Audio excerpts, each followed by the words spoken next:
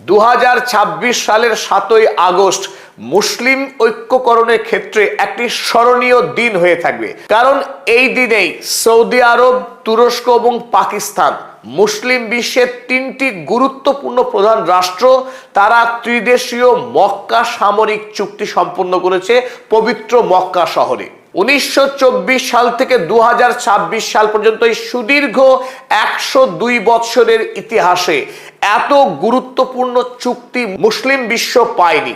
দুটি বিষয়কে যদি আমরা মনের থেকে সরিয়ে রাখি, এক, তুরস্ক, সৌদি আরব এবং পাকিস্তান তারা যে সামরিক চুক্তি সম্পাদন করলো, এই চুক্তিকে তারা আদৌ কতটা বাস্তবায়ন করতে পারবে? কারণ আমেরিকা যুক্তরাষ্ট্র এই তিন রাষ্ট্রকে আগামী দিনে নানান রকম চাপ প্রয়োগ করে এবং প্রলোভন দিয়ে মুসলিম ঐক্যকে ভেঙে খণ্ড খণ্ড করার সর্বাত্মক প্রচেষ্টা করবে, ঠিক যেভাবে পশ্চিমী বিশ্ব মুসলিম বিশ্বের খিলাফতকে ভেঙে চুরমার করেছিল এবং গত 100 বছর ধরে মুসলিমদেরকে বিচ্ছিন্ন করে রেখেছে। একই কৌশল কিন্তু আমেরিকা যুক্তরাষ্ট্র এখন প্রয়োগ করার চেষ্টা করবে।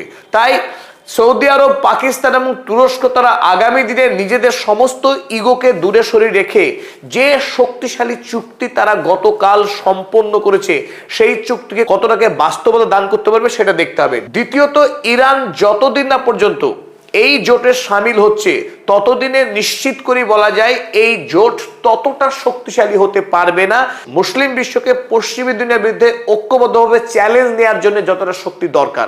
সুতরাং এই দুটি বিষয়কে যদি আমরা সরিয়ে রাখি তাহলে একথা অনস্বীকার্য যে মুসলিম বিশ্ব এতদিন ধরে যে চুক্তির কথা ভাবছিল, যে জোটের কথা ভাবছিল, সেই জোট কিন্তু এই মুহূর্তে হওয়ার পথে। এই চুক্তি নিঃসন্দেহে অত্যন্ত শক্তিশালী, কূটনৈতিক দিক থেকে অত্যন্ত প্রয়োজনীয় একটা চুক্তি। এখন আমরা আজকের এই ভিডিওতে আলোচনার চেষ্টা করব যে চুক্তির মধ্যে কি কি শর্ত আছে, কেন আমরা বলছি যে এই চুক্তি অত্যন্ত গুরুত্বপূর্ণ মুসলিম বিশ্বের স্বার্থ রক্ষার ক্ষেত্রে এবং আগামীতে পশ্চিমী দুনিয়ার বিরুদ্ধে সারা বিশ্বের মুসলিম জাতি যদি ঐক্যবদ্ধ হতে চায় তার জন্য এই চুক্তি গুরুত্বপূর্ণ ভূমিকা পালন করবে। অন্যতম কারণ এই যে একদিকে পাকিস্তান পরমাণু শক্তিধর রাষ্ট্র, সৌদি আরব মক্কা মদিনার দেশ, পাশাপাশি পৃথিবীর অন্যতম ধনী একটা দেশ, পৃথিবীর সর্ববৃহৎ তেল রপ্তানিকারক দেশ সৌদি আরব। তাই সৌদি আরবের কাছে যেমন ধর্মের শক্তি রয়েছে, পাশাপাশি রয়েছে অর্থের জোর। এবং তুরস্ক, যে তুরস্ক একটা সময় ইউরোপকে শাসন করেছে, যে তুরস্ক ক্রুসেডে মুসলিমদেরকে জয় নিশ্চিত করেছিল এবং ইউরোপ মহাদেশে সাম্রাজ্য বিস্তার করেছিল সুদীর্ঘ কাল ধরে। তাই অটোমান সাম্রাজ্যের যে গৌরব, সেই গৌরবের উত্তরাধিকার বহন করছে এই তুরস্ক রাষ্ট্র। অপরদিকে তুরস্ক সাম্প্রতিক সময়ে মিলিটারি ইন্ডাস্ট্রিয়াল কমপ্লেক্স, আধুনিক অস্ত্র তৈরির ক্ষেত্রে প্রভূত উন্নতি সাধন করেছে। এমনকি 2025 সালেই ইউরোপ মহাদেশের 90% রাষ্ট্র কোনো না কোনোভাবে তুরস্কের কাছ থেকে অস্ত্র ক্রয় করেছে। তাই পশ্চিমী বিশ্ব এখন অস্ত্রের বিষয়ে তুরস্ককে নির্ভর করতে শুরু করেছে। তাই সামরিক দিক থেকে এমন একটি উন্নত রাষ্ট্র তুরস্ক, সে যদি সৌদি আরব পাকিস্তানের সঙ্গে চুক্তি করে নিঃসন্দেহে মুসলিম বিশ্বের জন্য অত্যন্ত তাৎপর্যপূর্ণ। অপরদিকে ইরান কিন্তু এই চুক্তিকে তাদের জন্য থ্রেট বা বিপদ বলে মনে করছে না, বরং মুসলিম বিশ্বের ঐক্য তৈরি হওয়ার একটি প্রাথমিক ধাপ বলেই এই চুক্তিকে বিবেচনা করছে ইরান। সুতরাং যে আশঙ্কাটা আমরা করছিলাম যে ইরানের সঙ্গে সৌদি আরবের যুদ্ধ না বেঁধে যায় এই জোটের পরে, সেই সম্ভাবনা কিন্তু মোটেই নেই। তাছাড়া এরদোয়ান কিংবা এমবিএস তারা প্রত্যেকেই জানিয়েছে তাদের এই সামরিক জোট পৃথিবীর কোনো দেশকে আক্রমণ করবার জন্য নয়, বরং নিজেদের মধ্যেকার যে শক্তি, সেই শক্তিকে বাড়ানোই তাদের লক্ষ্য। তৃতীয়ত, পশ্চিম এশিয়ার যে কোনো দেশ এই জোটে চাইলে তারা যোগদান করতে পারে, সে কথাও জানানো হয়েছে গতকাল। চলুন শুরু করা যাক আজকের আলোচনা। শুরুতেই আমি আপনাদের বন্ধু অধ্যাপক আব্দুল হালিম সকলকে স্বাগত জানাচ্ছি। শুরুতেই যে বিষয়টি আমাদের দেখে নেওয়া দরকার, মুসলিম বিশ্বের বর্তমানে সবচাইতে শক্তিশালী দেশ আমরা যদি নেটোর প্রশ্নে বলি, নেটোতে আমেরিকা হচ্ছে সব থেকে শক্তিশালী দেশ, তারপরে দ্বিতীয় বৃহত্তম, দ্বিতীয় সবচাইতে শক্তিশালী যে রাষ্ট্র তার নাম তুরস্ক। তুরস্ক এই জোটে যোগদান করবার ফলে নেটোর যে অভিজ্ঞতা, নেটোতে প্রশিক্ষণ দানকারী দেশ হিসেবে তুরস্কের সবচেয়ে বেশি নাম আছে। সেই তুরস্ক মুসলিম সৈন্যবাহিনীকে প্রশিক্ষণ দিয়ে পৃথিবীর শ্রেষ্ঠ শক্তিশালী সৈন্যবাহিনী তৈরি করবার ক্ষেত্রে তারা কিন্তু গুরুত্বপূর্ণ ভূমিকা পালন করতে পারে। অপরদিকে পাকিস্তান, পৃথিবীর মধ্যে যতগুলি মুসলিম দেশ আছে তাদের মধ্যে সর্বাধিক সৈন্যবাহিনী রয়েছে এই পাকিস্তানের। পাশাপাশি পাকিস্তানের কাছে রয়েছে পরমাণু শক্তি, যা মুসলিম বিশ্বের আর কোনো দেশের কাছে নেই। সেদিক থেকে পাকিস্তান একটি ইউনিক দেশ। এবং সৌদি আরব, সৌদি আরবের কাছে সামরিক শক্তি অত বেশি না থাকলেও লিকুইড টাকার পরিমাণ বিপুল পরিমাণে তার কাছে নগদ টাকার একটি মজুত রয়েছে। তাই সৌদি আরব পাকিস্তান ইতিমধ্যেই ঋণগ্রস্ত, সামরিক শক্তি এবং প্রযুক্তি উভয় থাকা সত্ত্বেও তারা কিন্তু ভঙ্গুর একটা রাষ্ট্র। আবার তুরস্কের কাছে বর্তমান সময়ে সামরিক সবচেয়ে উন্নত প্রযুক্তি থাকলেও তারা বিপুল পরিমাণে বিনিয়োগ করে তাদের মিলিটারি ইন্ডাস্ট্রিয়াল কমপ্লেক্সকে শক্তিশালী করতে পারছে না। এই দুইয়ের অভাব কিন্তু একাই সৌদি আরব মিটিয়ে দিতে পারে। তাই এটা একটা ইউনিক কম্বিনেশন।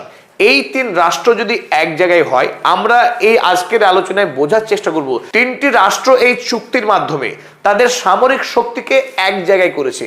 তাই এক জায়গায় আনার পর সেই সামরিক শক্তির চেহারাটা ঠিক কেমন হবে সেটা আমরা বুঝবো। তবে প্রথমেই আমরা দেখে নেব সৌদি, তুরস্ক, পাকিস্তান এই তিনটি রাষ্ট্রের যদি গড় বার্ষিক উৎপাদন অর্থাৎ জিডিপি কে যদি আমরা এক জায়গায় করি তাহলে দেখবো যে 3 ট্রিলিয়নেরও অধিক তাদের বার্ষিক উৎপাদনের পরিমাণ গিয়ে দাঁড়াচ্ছে। এটা নিঃসন্দেহে একটা বিরাট বড় ফিগার। 3 ট্রিলিয়ন ইকোনমি তৈরি হয়ে যাচ্ছে তিনটে দেশকে এক জায়গায় করলে, যেটা রাশিয়ার ইকোনমি তাকেও ছাড়িয়ে যাবে কিন্তু এই তিনটে দেশের টাকাকে যদি এক জায়গায় করা হয়। আর মিলিটারি প্রশিক্ষণ আমরা দেখে নিই যে বর্তমান পৃথিবীতে ফাইটার জেট তাকে আধুনিক যুদ্ধের সবচাইতে কেজো একটা অস্ত্র বলেই মনে করা হয়। সেই আধুনিক ফাইটার জেটের প্রশ্নে তিনটি দেশের সামরিক শক্তিকে যদি আমরা এক জায়গায় করি তাহলে 1000-এরও অধিক এরকম ফাইটার জেট পাবো। তাই 1000 ফাইটার জেট যদি কোনো একটা জোটের কাছে থাকে, সেই জোট সামরিক প্রশ্নে কতটা শক্তিশালী কল্পনা করুন। পাশাপাশি সাবমেরিন, সামুদ্রিক যে নৌবাহিনী যে শক্তি অত্যন্ত জরুরি, তো সেই 34টি সাবমেরিনের সংখ্যা গিয়ে দাঁড়াবে সৌদি আরব, তুরস্ক এবং পাকিস্তানকে যদি আমরা যোগ করি। পাবো আমরা 90,000-এরও অধিক সাজোয়া গাড়ি। এই সাজোয়া গাড়ি যা যুদ্ধের সময় মিলিটারির বা সেনাবাহিনীরা ব্যবহার করে, সেই গাড়ির সংখ্যা গিয়ে দাঁড়াবে 90,000, প্রায় 1 লাখ ছুঁই। ট্যাঙ্ক, যুদ্ধে ইসরায়েল লেবাননকে ধ্বংস করার ক্ষেত্রে যে ব্যবহার করে যে অস্ত্র আপনারা দেখেছেন, সেই ট্যাঙ্ক 7,000-এরও অধিক গিয়ে দাঁড়াবে ট্যাঙ্কারের সংখ্যা। কমব্যাট অ্যান্ড নেভাল প্ল্যাটফর্মস, এই তিন দেশের নৌ শক্তিকে এক জায়গায় ঠিক কতটা শক্তিশালী তা সহজে আমরা বুঝতে পারবো। এই মুহূর্তে চায়নার কাছে এইরকম নেভাল প্ল্যাটফর্ম রয়েছে 380টার মতো, অথচ এই তিন মুসলিম দেশকে যদি আমরা এক জায়গায় করি তাহলে পেয়ে যাচ্ছি 500-রও অধিক নেভাল প্ল্যাটফর্ম, যেগুলো আধুনিক যুদ্ধে নিঃসন্দেহে অত্যন্ত প্রয়োজনীয়। তারপর চলুন পৃথিবীর যে সমস্ত শক্তিশালী অর্গানাইজেশন আছে তার মধ্যে শীর্ষস্থানীয় সংস্থা ওপেক। পৃথিবীর যে জ্বালানির মার্কেট, সেই জ্বালানি মার্কেটকে নিয়ন্ত্রণ করে এই ওপেকের নেতৃত্ব দান করে সৌদি আরব। সুতরাং ওপেকের সমস্ত শক্তি কিন্তু এই মুসলিম রাষ্ট্রগুলো একসাথে উপভোগ করবে। তেলের দাম কত হবে, কোন দেশকে তেল বিক্রি কতটা করা হবে না, যে কোনো গুরুত্বপূর্ণ সিদ্ধান্ত এই ওপেক তখন নিতে পারবে। আর এই জ্বালানি হলো আধুনিক বিশ্বের প্রাণভোমরা। আমেরিকা যুক্তরাষ্ট্র আজ যে লুটিয়ে পড়েছে মাটিতে এসে, তার একমাত্র কারণ হরমুজ প্রণালী এবং বাবাল মান্দাবকে বন্ধ করে দিয়ে ইরান যে খেলা দেখিয়েছে, এই খেলাতে কিন্তু আমেরিকা আর এটে উঠতে পারছে না। তাই আগামী দিনে এই তিনটে রাষ্ট্র যদি এক জায়গায় হয়, ওপেকের নেতৃত্ব সম্পূর্ণরূপে তাদের কাছেই থাকবে। আমেরিকা চাইলেও, ইউরোপ চাইলেও খবরদারি করে খুব একটা লাভ করতে পারবে না। এবং সর্বোপরি পাকিস্তানের কাছে রয়েছে 170+ পারমাণবিক বোমা। যে পারমাণবিক শক্তি থাকলে সেই দেশকে পৃথিবীতে সহজে অন্য কোনো দেশ আক্রমণ করবার সাহস তো দেখাবেই না। চলুন এবার আমরা দেখে নিই যে এই চুক্তিপত্রে আসলে ঠিক কি বলা হয়েছে, যেটা আজকের সময় আমাদের জানা খুব দরকার। সবাই তো বলছে চুক্তি হয়েছে, চুক্তিতে আসলে কি লেখা আছে সেটা বুঝি। প্রথম যে কথা, 1 নম্বর এবং গুরুত্বপূর্ণ শর্ত নিঃসন্দেহে নেটোর যে শর্ত, আর্টিকেল নাম্বার 5, যদি এই তিনটে দেশের মধ্যে কোনো দেশকে আক্রমণ করে অপর কোনো দেশ, কোনো শত্রু রাষ্ট্র, তাহলে ধরে নেওয়া হবে যে তিনটে দেশকেই আক্রমণ করেছে সেই শত্রু দেশ, এবং নিয়ম মাফিক এই তিনটে দেশ একযোগে সেই শত্রু রাষ্ট্রের বিরুদ্ধে তখন যুদ্ধ ঘোষণা করবে। এমনকি জাতিপুঞ্জেও এই আত্মরক্ষামূলক যে ইউনিটি, সামরিক যে জোট, সেটা তৈরি করবার অনুমতি দিয়ে রেখেছে। আর জাতিপুঞ্জের এই আর্টিকেল 51 কে মেনেই ইতিপূর্বে আমেরিকা যুক্তরাষ্ট্র, কানাডা, ইউরোপীয় রাষ্ট্রগুলি নেটো নামক যে সামরিক শক্তি তৈরি করে এতদিন এশিয়া আফ্রিকা মহাদেশকে লুট করেছে।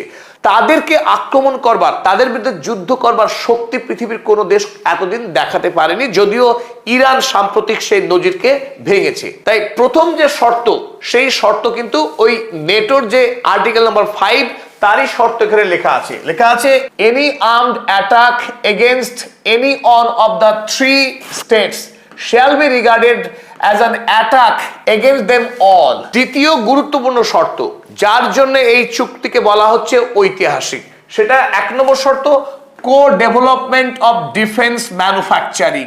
এইখানেই আমেরিকা যুক্তরাষ্ট্র ইতিমধ্যেই চুপসে যেতে শুরু করেছে। পাকিস্তান, তুরস্ক এবং সৌদি আরব মিলিতভাবে তারা সামরিক অস্ত্র তৈরি করবে। তারা নতুন করে অস্ত্র তৈরির কারখানা নির্মাণ করবে এবং সেই কারখানায় বিপুল পরিমাণে আধুনিক বর্তমান সময় উপযোগী অস্ত্র নির্মাণের কাজ শুরু করবে।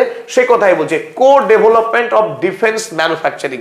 এই 3টে রাষ্ট্রের যত বিজ্ঞানী রয়েছে তারা একযোগে গবেষণা করবে, নতুন নতুন অস্ত্র কিভাবে প্রস্তুত করা যায় তার জন্য তারা বিপুল পরিমাণে বিনিয়োগ করবে এবং নতুন করে কারখানা নির্মাণ করে অস্ত্র তৈরি করবে এবং সেই অস্ত্র গোটা পৃথিবীর বাজারে তারা বিক্রি করবে। এতদিন ধরে পৃথিবীতে এই অস্ত্র কারবারি দেশ ছিল আমেরিকা যুক্তরাষ্ট্র। গোটা পৃথিবীতে তারা যুদ্ধ বাঁধিয়েছে একটি লক্ষ্য নিয়ে, অস্ত্র বিক্রি করবে বলে। তাই এতদিন ধরে আমেরিকা যুক্তরাষ্ট্র আধুনিক শক্তিশালী প্রযুক্তির দিক থেকে অনেক উন্নত অস্ত্র তৈরি করে একচেটিয়া অস্ত্র ব্যবসা করে আসছিল, যার মধ্যে অন্যতম ছিল বোয়িং, লকহেড মার্টিন, নর্থ্রপ গ্রুম্যান। সেই সমস্ত কোম্পানিগুলো কিন্তু এবার তুরস্কের যে সমস্ত সামরিক কোম্পানি রয়েছে তাদের কাছে জোরদার ধাক্কা খাবে। তাই এটা একটা গুরুত্বপূর্ণ পয়েন্ট। দ্বিতীয়ত, জয়েন্ট প্রকিউরমেন্ট অফ ডিফেন্স। তুরস্ক ইতিমধ্যেই ফাইটার জেট থেকে শুরু করে ড্রোন, একাধিক আধুনিক অস্ত্র তৈরি করছে, কিন্তু তাদের কাছে বিপুল পরিমাণে টাকার মজুদ না থাকার কারণে সেই সামরিক কোম্পানি কিন্তু তারা খুব বেশি দূর এগোতে পারছিল না। এবার সৌদি আরব এবং পাকিস্তান, এই 3টে দেশ তারা একসঙ্গে টাকা বিনিয়োগ করবে, একসঙ্গে তারা অস্ত্র তৈরি করবে। অস্ত্র তৈরির জন্য নতুন নতুন কাঠামো, যন্ত্রপাতি কেনা এবং সেই সমস্ত যন্ত্র এবং কাঠামোকে 3টে দেশ একসঙ্গে ব্যবহার করবে, সেই কথাই কিন্তু তারা লিখিতভাবে সাইন করেছে। আগামী দিন তারা অক্ষরে অক্ষরে পালন করবে বলে। তৃতীয়ত, ডিফেন্স টেকনোলজি ট্রান্সফার। যে দেশ যে প্রযুক্তিতে উন্নত তারা অপর দেশকে এই প্রযুক্তি দিয়ে সহায়তা করবে। কেবলমাত্র পরমাণু টেকনোলজি সেটা শেয়ার করা যাবে না, সেটা আন্তর্জাতিক একটি আইনি নিষেধাজ্ঞা রয়েছে। তাই পরমাণু প্রযুক্তিকে বাদ দিয়ে বাকি সমস্ত প্রযুক্তি তারা নিজেদের মধ্যে আদান প্রদান করবে এবং নিজেদেরকে আরো বেশি সামরিক দিক থেকে শক্তিশালী করবে। আর এটাই হচ্ছে ডোনাল্ড ট্রাম্পের সবচাইতে বড় ভয়। ডোনাল্ড ট্রাম্প তিনি আমেরিকার রাষ্ট্রপতি হলেও মূলত তিনি রাষ্ট্রপতি হলেন আমেরিকার যারা ধনকুবের, যারা অস্ত্র ব্যবসায়ী তাদের সর্দার। এই অস্ত্র ব্যবসায়ীরা যথা Boeing, Lockheed Martin, RTX corporation এবং নর্থ্রপ গ্রুম্যান, এরা প্রতি বছর ট্রিলিয়ন ট্রিলিয়ন ডলার টাকার অস্ত্র বিক্রি করে বিদেশের বাজারে। আর সেই জায়গায় কিন্তু প্রবেশ করতে চলেছে এখন এই বেইরাক্তার। তুরস্কের এই সামরিক কোম্পানি ইতিমধ্যেই গোটা পৃথিবীতে নজির সৃষ্টি করেছে। তারা এই কিজিল এলমা নামক শক্তিশালী ফাইটার জেট তৈরি করে। এমন এক ফাইটার জেট যাতে কোনো পাইলট লাগে না, আনম্যান্ড ফাইটার জেট, এবং এই ফাইটার জেটে স্টেলথ টেকনোলজি রয়েছে, অর্থাৎ যাকে খুব সহজে র্যাডারের মাধ্যমে আকাশে ধরা যায় না বা শনাক্ত করা যায় না, এবং তার গতি সুপারসোনিক, অর্থাৎ দ্রুত গতি সম্পন্ন স্টেলথ টেকনোলজি রয়েছে, অথচ মানুষ থাকবে না। যদি এই ফাইটার জেট যুদ্ধ করতে গিয়ে ধ্বংস হয়ে যায় তাতেও দেশের কিন্তু কোনো সেনাবাহিনীর ক্ষয়ক্ষতি হবে না। তাই কিজিল এলমা ইতিমধ্যেই সামরিক বিশ্বকে, যারা অস্ত্র ব্যবসায়ী, অস্ত্র তৈরি করে, তাদেরকে রীতিমতো চমকে দিয়েছে। অপরদিকে আমরা দেখব টার্কিশ এরোস্পেস ইন্ডাস্ট্রিজ, তুরস্কের দ্বিতীয় বৃহত্তম সামরিক কোম্পানি। এই কোম্পানি ইতিমধ্যেই একাধিক রকমের ফাইটার জেট বানিয়েছে, তবে তার মধ্যে উল্লেখযোগ্য আমরা নাম নিতে পারি তাইকান ফাইটার জেট, 5ম জেনারেশনের, 5th জেনারেশনের ফাইটার জেট, আমেরিকার F-35, যার গৌরব আমেরিকা সারা পৃথিবীতে প্রচার করবার চেষ্টা করে। ইরান যদিও তাকে যোগ্য জবাব দিয়েছে, এই 5th জেনারেশনের স্টেলথ টেকনোলজির ফাইটার জেট একমাত্র তৈরি করেছিল আমেরিকা। আমেরিকাকে কেউ কেউ বলে যে চীন প্রযুক্তি চুরি করে তারা বানিয়েছে J-35। সেই চীনকে বাদ দিলে, আমেরিকাকে বাদ দিলে যদি অপর কোনো দেশ যারা নিজস্ব প্রযুক্তিতে স্টেলথ টেকনোলজির ফাইটার জেট বানিয়েছে তার নাম তুরস্ক। তুরস্ক এই 5th জেনারেশনের স্টেলথ টেকনোলজির এই তাইকান ফাইটার জেট বানিয়েছে, যা যুদ্ধের ময়দানে অত্যন্ত কার্যকরী। ইতিমধ্যেই প্যারিসে একটি মহড়াতে উপস্থিত থেকে এই প্লেন দেখিয়েছে যে তার যুদ্ধ করবার ক্ষমতা কত ভয়ঙ্কর। স্বাভাবিকভাবে টার্কিশ এরোস্পেস ইন্ডাস্ট্রিজ এবং বেই রাক্তারের মতো কোম্পানিগুলো আগামী দিনে আরো অনেক বেশি শক্তিশালী হবে, কারণ সৌদি আরবের কাছ থেকে বিপুল পরিমাণের অর্থনৈতিক সাহায্য পাবে। তারা পার্টনারশিপে একসঙ্গে টাকা ইনভেস্ট করে প্রযুক্তি এবং গবেষণার মাত্রাকে বাড়িয়ে আগামী দিনে আরো শক্তিশালী অস্ত্র তারা তৈরি করবে, এটাই নিশ্চিত। স্বাভাবিকভাবে এই আমেরিকান যে কোম্পানিগুলো তাদের কপালে বড় সড় চিন্তার ভাঁজ। ডোনাল্ড ট্রাম্প মারাত্মকভাবে চাপে পড়ে গেছেন প্রাথমিকভাবে এই চুক্তি হবার পর। তাই আগামী দিনে ডোনাল্ড ট্রাম্প সমস্ত রকম কূটকৌশল ব্যবহার করবেন, হুমকি দেবেন, ভয় দেখাবেন। বিশ্ব ব্যাংক এবং মনিটারি ফান্ড যে সমস্ত সংস্থা থেকে পাকিস্তানের মতো দেশ বিপুল পরিমাণে ঋণ নিয়ে রেখেছে, সেই সমস্ত ঋণ শোধ না করলে এই দেশগুলোকে শাস্তি দেওয়ার একাধিক হুমকি কিন্তু আগামী দিনে দেবে। তাই যেভাবে 1924 সালের পর থেকে মুসলিম বিশ্বকে আলাদা করে রাখা হয়েছিল এবং মধ্যপ্রাচ্যকে এতদিন পশ্চিমী দুনিয়া শোষণ ক্ষেত্র হিসেবে ব্যবহার করে আসছিল, সেই কাজ আগামী দিনে বন্ধ হবার একটা আশঙ্কা কিন্তু দেখছে পশ্চিমী বিশ্ব। তাই ডোনাল্ড ট্রাম্প তিনি কিন্তু চেষ্টা করবেন যে পাকিস্তান, সৌদি আরব এবং তুরস্ক তাদের যে চুক্তি, বিশেষ করে সামরিক চুক্তি, এই চুক্তি যেন কোনোভাবেই বাস্তবায়িত না হয়। আর অস্ত্র তৈরি ছাড়াও এই চুক্তিতে অপর যে শর্ত রয়েছে সেটা হলো ইন্টেলিজেন্স শেয়ারিং ফ্রেমওয়ার্ক। মোসাদ এবং সিআইএ গোটা পৃথিবীতে তারা যে সন্ত্রাস চালায়, তাদের যে ইন্টেলিজেন্স সেটা অত্যন্ত শক্তিশালী। পৃথিবীর কোথায় কি হচ্ছে, আমেরিকার বিরুদ্ধে কোনো দেশ ষড়যন্ত্র করছে কিনা, বা আমেরিকার বিরুদ্ধে যখন যুদ্ধ করে কোনো দেশ, সেই দেশ কোথায় থেকে যুদ্ধ করছে, কোথা থেকে সেনাবাহিনী আনছে, কিভাবে আকাশপথে আক্রমণ করবার প্রচেষ্টা চালাচ্ছে, সমস্ত তথ্য তারা পুঙ্খানুপুঙ্খ পেয়ে যায় তাদের প্রযুক্তি এবং সারা পৃথিবীতে তাদের যে নেটওয়ার্ক রয়েছে তার সাহায্যে। এবার এই জায়গাটা যে কোনো দেশের জন্য গুরুত্বপূর্ণ। এখন সৌদি আরব, তুরস্ক এবং পাকিস্তান এই তিন দেশ যুদ্ধের বিষয়ে নিজেদের মধ্যে সমস্ত রকম তথ্য আদান প্রদান করবে বলেই তারা এই মর্মে স্বাক্ষর করেছে যে সিস্টেমেটিক ইন্টেলিজেন্স শেয়ারিং সারা বছর নিয়মিত নিয়ম করে এই দেশগুলো নিজেদের মধ্যে সমস্ত রকম সামরিক তথ্য আদান প্রদান করবে। পাশাপাশি রিয়াল টাইম ইন্টেল শেয়ারিং, অর্থাৎ তারা প্রতি মুহূর্তে একটি দেশ অপর দেশকে তৎক্ষণাৎ তারা তথ্য আদান প্রদান করবে। এই তথ্য আদান প্রদানে কোনো রকম বিলম্ব হবে না। প্রতিটি দেশ অর্থাৎ এই তিনটে দেশ নিজেদের মধ্যে নিরন্তর তারা তথ্য আদান প্রদান করবে।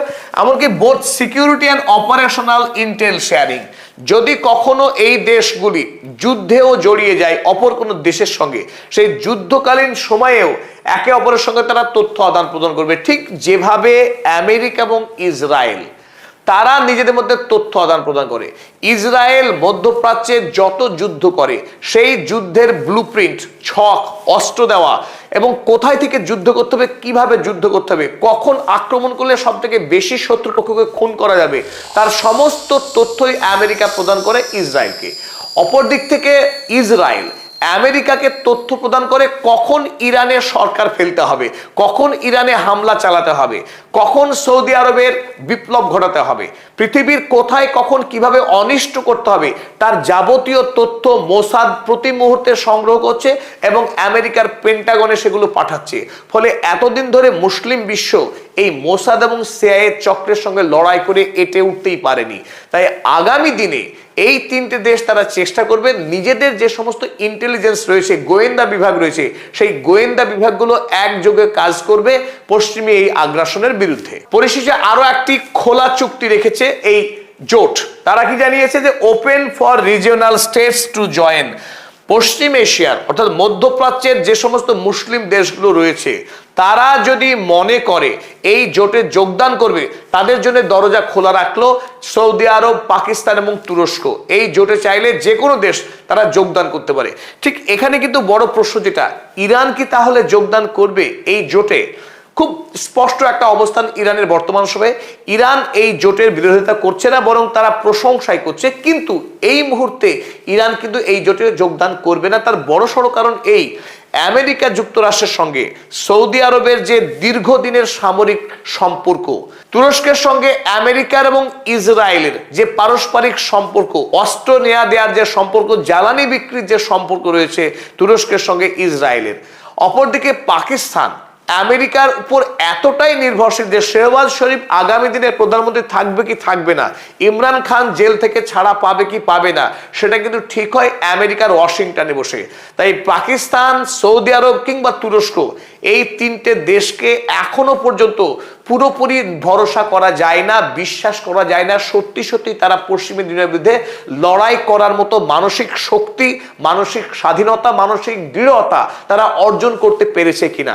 তাই ইরান এই জোটের সঙ্গে যুক্ত হয়ে তাদের যে গোপন শক্তি বা তার তথ্য, সেটা খুব সহজে ফাঁস করতে প্রস্তুত নয় ইরান। তবে ইরান এই জোটকে কিভাবে মূল্যায়ন করছে সেটা আমরা দেখে নিই। Iran hails Saudi Pak Turkey defence pact calls for Muslim unity amid West Asia tensions। খুব পরিষ্কার করে ইরান এই ত্রিরাষ্ট্রীয় সামরিক জোটকে সাধুবাদ জানিয়েছে। আব্বাস আরাগচি তিনি লিখেছেন যে Iran's powerful arm forces have shown their readiness, capability and might face of the world's most expensive military. ইতিমধ্যেই পৃথিবীর একটি মুসলিম দেশ ইরান, সেই ইরান আমেরিকার মতো সামরিক দিক থেকে শক্তিশালী একটা দেশের বিরুদ্ধে লড়াই করে তাদের সামরিক শক্তিকে দেখিয়েছে যে পশ্চিমী বিশ্বের বিরুদ্ধে, আমেরিকার বিরুদ্ধে মুসলিম দেশ লড়াই করতে পারে এবং জিততে পারে। ওয়েন মুসলিম স্ট্যান্ড টুগেদার, যখন মুসলিম দেশগুলি ঐক্যবদ্ধ হবে, এক জায়গায় দাঁড়াবে, we can face every challenge by malicious outsiders head on. যে আমরা পশ্চিমী দুনিয়ার সকল ষড়যন্ত্রকে উপেক্ষা করেও আমরা লড়াই করতে পারি, আমরা এক জায়গায় যদি হয়, এক জায়গায় যদি আমরা হই। United we stand, divided we fall, সেই কথাকে স্মরণ করেছেন Abbas Araghchi. Time to rely on ourselves, নিজেদের পায়ে দাঁড়াবার, নিজেদেরকে ভরসা করবার সময় এসেছে, আর চাটুকারিতা নয়। সৌদি আরবকে স্পষ্ট বার্তা দিয়েছে সৈয়দ আব্বাস আরাগচি। পাকিস্তান বা তুরস্ককে তো বটেই, যে আমেরিকার মুখ চেয়ে থাকা, আমেরিকার সামরিক শক্তিকে ভরসা করার দিন গেছে, এবার নিজের পায়ে দাঁড়াবার সময় এসেছে। অ্যান্ড এমব্রেস ট্রু ব্রাদারহুড, মুসলিম রাষ্ট্রগুলো নিজেদের মধ্যে সত্যিকারের ভ্রাতৃত্বের সম্পর্কে আবদ্ধ হওয়ার সময় এসেছে। সৈয়দ আব্বাস আরাগচি ছাড়াও খুব তাৎপর্যপূর্ণ একটি মন্তব্য করেছেন ইব্রাহিম রেজাই, যিনি ইরানের বিদেশ মন্ত্রক কমিশনের মুখপাত্র। তিনি জানিয়েছেন যে Saudi must know that a paper agreement with turkey and Pakistan will not bring them security. Saudi আরবের একটি কথা স্মরণ রাখা দরকার, যে তুরস্ক এবং পাকিস্তানের সঙ্গে কাগজে চুক্তি স্বাক্ষর করলেই তার নিরাপত্তা তৈরি হবে না। Just as the years of one-sided nursing to the Americans did not bring them security। কারণ এতদিন ধরে সৌদি আরব আমেরিকার সঙ্গে যে সামরিক নির্ভরশীলতা দেখিয়েছিল, তাতে যেমন তার কোনো কাজে আসেনি, বর্তমানে এই তুরস্ক পাকিস্তানের সঙ্গে চুক্তি করেও সৌদি আরব নিরাপদ হবে না। Reform your policies so that you do not need to beg for security from others।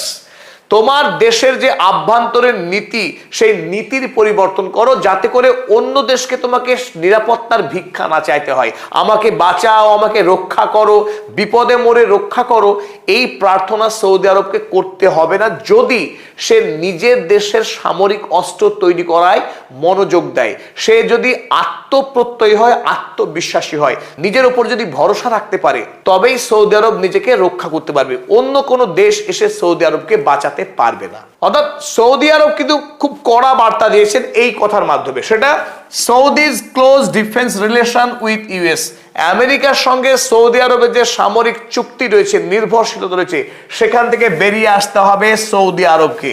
দ্বিতীয়ত তুরস্ক, close trade relation with Israel, ইসরায়েলের সাথে তুরস্কের যে বাণিজ্যিক সম্পর্ক রয়েছে, ইসরায়েল যে জ্বালানি ব্যবহার করে, সেই জ্বালানির সিংহভাগই আসে তুরস্কের কাছ থেকে, আজারবাইজান বা অন্য দেশের মাধ্যমে। এমনকি প্রচুর পরিমাণে অস্ত্র বিক্রি করার প্রমাণও পাওয়া গেছে সাম্প্রতিক সময়ে তুরস্কের বিরুদ্ধে। যে তুরস্ক ইসরায়েলের সঙ্গে সম্পর্ক রাখে তাকে তেল বিক্রি করা, অস্ত্র বিক্রি করার কাজ করে, যে সৌদি আরব তার নিরাপত্তার জন্য আমেরিকাকে তার দেশে সামরিক সেনা ছাউনি করে পোষে, সেই দেশ কখনো স্বাধীন হতে পারে না। এটাই হচ্ছে ইরানের বক্তব্য। তাই ইরান যে পথে হেঁটে 50 বছরের স্যাংশনকে উপেক্ষা করে আমেরিকার মতো সুপার পাওয়ারকে যুদ্ধে পরাস্ত করে দেখিয়েছে, এক অনন্য নজির তৈরি করেছে। সৌদি আরব নিশ্চয়ই পারবে যদি মানসিকভাবে তারা স্বাধীন হয় এবং আমেরিকার সঙ্গে তাদের যে নির্ভরশীলতা সেটা যদি কমিয়ে আনে। সুতরাং ইরানের পক্ষ থেকে সৌদি আরবকে কিন্তু নতুন করে কোনো হুমকি বা সামরিক থ্রেট দেওয়া হয়নি, বরং সুপরামর্শ দেওয়া হয়েছে যাতে আগামী দিনে পশ্চিম এশিয়ার এই মুসলিম দেশগুলো ঐক্যবদ্ধভাবে পশ্চিমী আগ্রাসনের বিরুদ্ধে লড়াই করতে পারে। যে